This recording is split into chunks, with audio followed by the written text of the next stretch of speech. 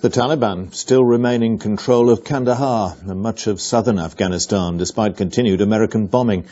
Western journalists today saw evidence of a refugee crisis in the south of the country. In Kandahar province, Matt Frei visited a refugee camp in Spin Boldak, where thousands of displaced Afghans are now living. His movements in the area are heavily restricted by the Taliban.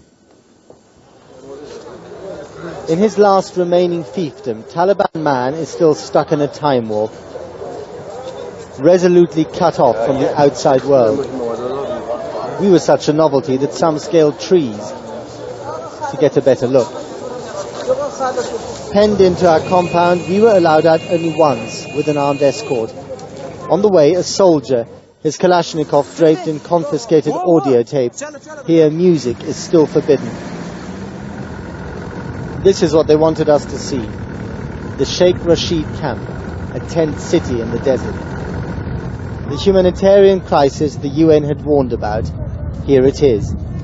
Out of sight until today behind Taliban lines. 2 months ago, this camp didn't even exist.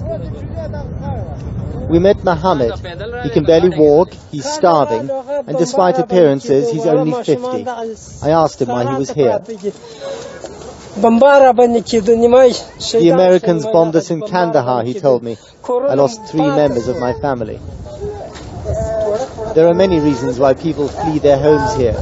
Drought, bombing, civil war. Take your pick.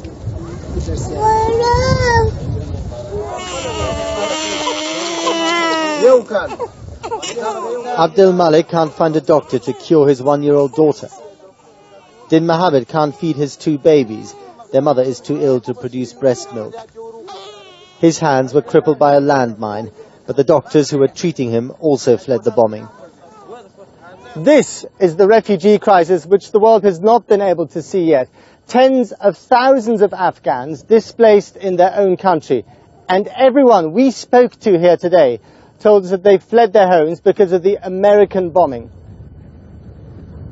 If it's not the bombing, it's the drought. Not a drop of rain in 3 years. Both man and nature have conspired against Afghanistan. The Taliban is still in charge. They have dreadfully misruled this country. But removing them from power also has its price. Matt Frei, BBC News, Kandahar province.